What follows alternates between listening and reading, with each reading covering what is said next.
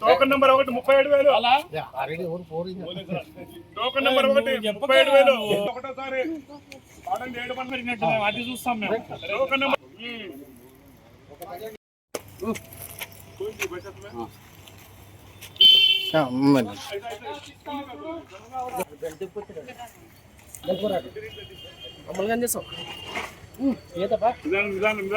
నిదానం తొందర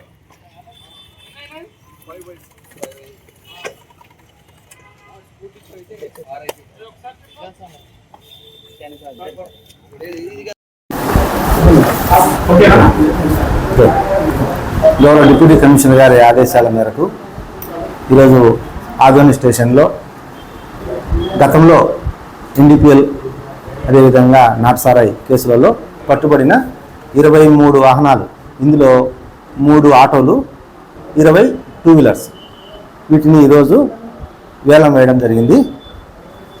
ఈ ప్రభుత్వం సర్కారు వారి పాట మొత్తం ఈ 23 వాహనాలకి 72,000 ఇవి మనము ఆర్టీఐ ట్రాన్స్పోర్ట్ డిపార్ట్మెంట్ నుంచి తెప్పించుకున్నది.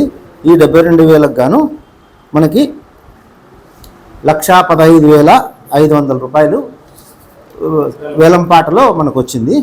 మళ్ళీ ప్లస్ దీనికి అదనంగా జిఎస్టీ ఉంటుంది, అది 20,790 రూపాయలు వచ్చింది.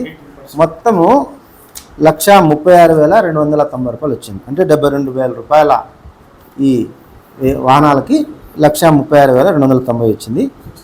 ఇందులో మనకు 60% ప్రభుత్వానికి లాభ రూపంలో ఆదాయం వచ్చిందన్నమాట.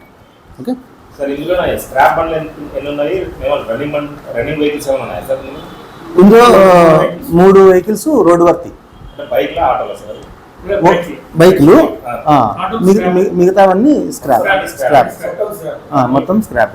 ఈ స్క్రాప్ బండ్లను రిజిస్ట్రేషన్ జరగదు, కాబట్టి వీటిని బయటకు తిప్పడానికి ఉండదు. వాటిలో ఏదైనా పార్ట్స్ మాత్రం ఉపయోగించుకోవచ్చు, అంటే ఏదైనా వస్తువు ఒక పార్ట్ పోయితే అది వాడుకోవచ్చు.